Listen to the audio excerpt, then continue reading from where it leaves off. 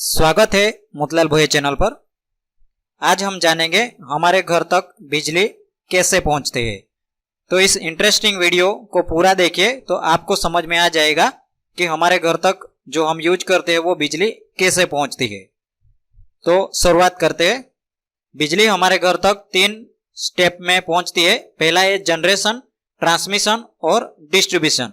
तो इसकी डिटेल में हम जानेंगे कि ये जनरेशन है वो बिजली उत्पादन करता है, कि जो भी जनरेशन बिजली का जनरेशन करना है तो वो जनरेशन सिस्टम में होगा। उसके बाद ये जनरेशन होने के बाद उसको उस बिजली को ट्रांसमिट करना होता है। तो ट्रांसमिशन मतलब में बिजली ले जाना, कि एक जगह से दूसरी जगह बिजली ले जाना, तो उसको बोलते हैं ट्रांसमिशन। उसके बाद तीसरा है डिस्ट्रीब्यूशन, कि ये ट्रांसमिट होने के बाद कि बिजली ट्रांसमिट होने के बाद बिजली को बांटना होता है, कि अलग अलग जगह पर उसको डिस्ट्रीब्यूट करना होता है। तो वो कैसे करेंगे वो इस वीडियो में जानेंगे। तो सबसे पहले जिसने भी चैनल को सब्सक्राइब नहीं किया वो चैनल को सब्सक्राइब कर ले, क्योंकि ऐसे इंटरेस्टिंग वीडियो इलेक्ट्रिकल के लिए मैं लाता रहूंगा। तो चैनल पर बने रहिए। अब हम तीनों स्टेप डिटेल में जानेंगे कि क्या क्या अंदर आता है, कैसे हमारे तक बिजली है वो पहुंचती है। तो सबसे पहले बिजली को जनरेट करना होगा, तो उसका होगा जनरेशन, मतलब में बिजली का उत्पादन। तो हम इसमें जानेंगे कि बिजली जनरेशन के स्रोत कौन से हैं।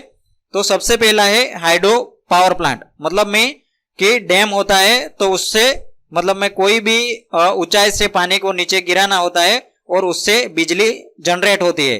तो ये अगर आप हाइड्रो पावर प्लांट के बारे में डिटेल में जानना चाहते हैं तो कमेंट बॉक्स में लिखिए कि हाइड्रो पावर प्लांट के वीडियो बनाओ, तो मैं हाइड्रो पावर प्लांट का पूरा वीडियो आपको उसमें डिटेल में समझाऊंगा। थर्मल पावर प्लांट में यूज होता है कोयला का, कि कोयला का यूज करके इसमें जनरेशन होता है।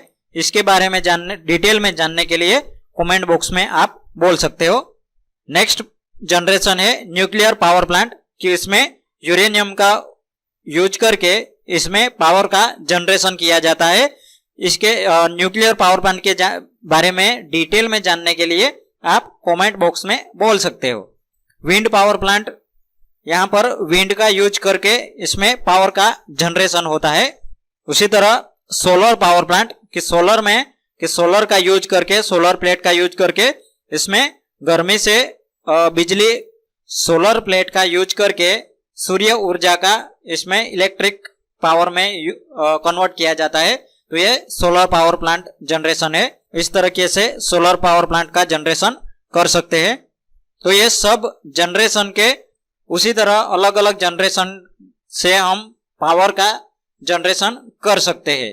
तो ये इस तरह से बिजली उत्पादन सबसे पहले होती है। बिजली उत्पादन होने के बाद कि उस बिजली को ले जाना है, कि एक जगह से दूसरी जगह ले जाना है। तो हम सबको पता है कि बिजली को ले जाने के लिए कोई ना कोई ट्रांसमिशन करना पड़ेगा। ऐसे ही डायरेक्टली बिजली जाएगी नहीं, तो उसको लिए ट्रांसमिशन करना पड़ेगा। तो ट्रांसमिशन किस तरह से करेंगे या किस तरह से करते हैं कि हमारा जनरेशन होने के बाद कि बिजली कैसे ले जाते हैं, तो उसको स्टेप बाय स्टेप जानेंगे।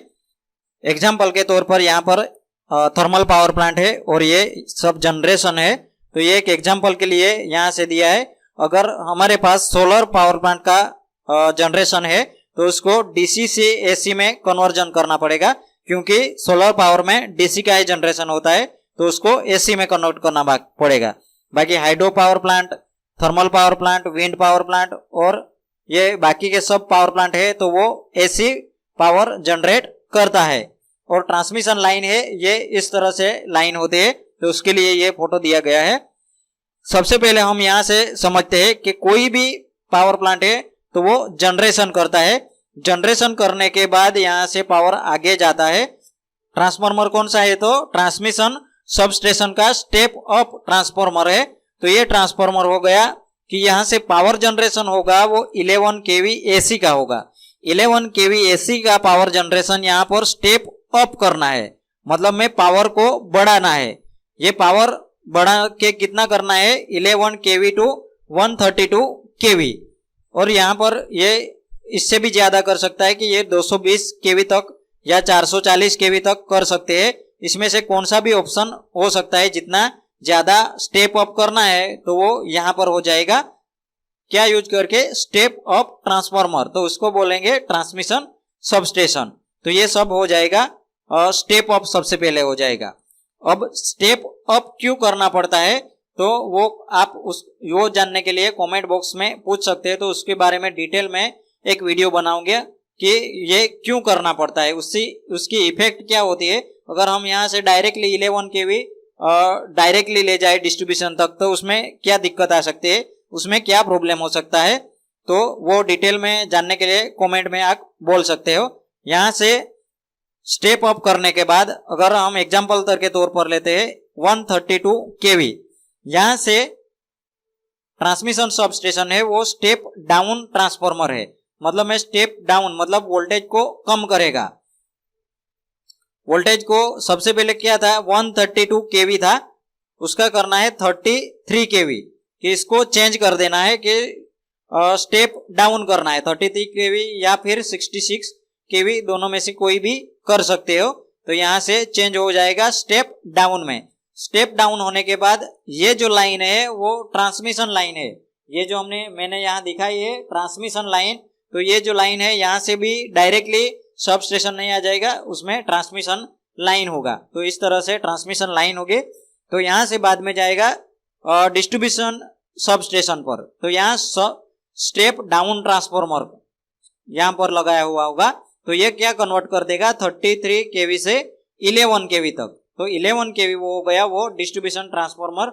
यहाँ पर हमें डिस्ट्रीब्यूट यहाँ से कि 11 केवी है वो डायरेक्टली हम कोई भी कंपनी, बड़ी कंपनी है या इंडस्ट्री है तो वहां पर डायरेक्टली जहां हेवी लोड चाहिए वहां 11 केवी यहाँ से डायरेक्टली यूज कर सकते हैं। तो यहाँ से 11 केवी डिस्ट्रीब्यूशन सबसे पहला डिस्ट्रीब्यूशन सबस्टेशन हो गया, तो यहाँ से 11 केवी ले जा सकते हैं। अब नेक्स्ट जानेंगे डिस्ट्रीब्यूशन के बारे में। तो ये डिस्ट्रीब्यूशन क्या है, बिजली को बांटना है कि हमारे पास बिजली आ चुकी है पर हमें अलग अलग जगह अब बांट देना है कि वहां तक ले जाना है। तो उसके लिए जरूरी होगा डिस्ट्रीब्यूशन ट्रांसमिशन लाइन की डिस्ट्रीब्यूशन करना है। तो सबसे पहले आएगा डिस्ट्रीब्यूशन सब स्टेशन, तो वो भी यहाँ पर ट्रांसफार्मर होगा, वो यहाँ कन्वर्ट कर देगा 33 केवी से 11 केवी। अगर 66 केवी है तो उससे भी हम 11 केवी कर सकते हैं। ये जो हुआ वो प्राइमरी डिस्ट्रीब्यूशन सबस्टेशन हो गया। बाद में सेकेंडरी होगा तो उसमें क्या होगा कि यहाँ पर भी स्टेप डाउन ही करना है, पर यहाँ क्या करना होगा कि 11 केवी जो पावर था उससे 415 वोल्ट कर देना है। तो ये 415 वोल्ट हो जाएगा। बाद में डायरेक्टली 11 केवी होगा तो इंडस्ट्री में डायरेक्टली यहाँ यूज कर लेंगे। यहाँ 415 वोल्ट से कि कोई भी कंज्यूमर ट्रांसफार्मर होगा तो ये क्या करेगा कि 415 वोल्ट से 240 वोल्ट कर देगा। तो यहाँ से कन्वर्ट हो जाएगा 240। अगर यहाँ से 3 फेज कनेक्शन यूज करना है 415 वोल्ट का तो यहाँ से डायरेक्टली कहीं भी यूज कर सकते हैं। हमारे अगर घर के लिए यूज करना है तो 240 यहाँ से यूज करना है, तो 240 यहाँ से यूज हो जाएगा होम के लिए। तो यहाँ घर तक ऐसे बिजली पहुंच गई। ये ट्रांसमिशन लाइन डिस्ट्रीब्यूशन लाइन होगा, तो यहाँ से डायरेक्टली आपको पावर यहाँ पर मिल जाएगा। घर तक पहुंचाना है। अगर 3 फेज कनेक्शन चाहिए तो 415, अगर आपका लोड ज्यादा है तो आपको 415 वोल्ट 3 फेज कनेक्शन मिल जाएगा। अगर कम है तो 240 वोल्ट यहाँ से हमारे घर तक ये बिजली पहुंच जाएगी। तो इस तरह से जनरेशन से सबसे पहला जनरेशन होगा, उसके बाद ट्रांसमिशन होगा और उसके बाद डिस्ट्रीब्यूशन करके हमारे घर तक बिजली पहुंच जाती है। आशा करता हूं इस वीडियो में जो समझाई बातें हैं वो आपको समझ में आ गई होगी। कोई प्रश्न है इस वीडियो के बारे में तो कमेंट बॉक्स में पूछ सकते हो। जिसने भी चैनल को सब्सक्राइब नहीं किया वो चैनल को सब्सक्राइब कर ले, क्योंकि ऐसे ही इंटरेस्टिंग वीडियो मेरे चैनल पर आते रहेंगे। वीडियो अच्छा लगे तो लाइक करना, दोस्तों को शेयर करना।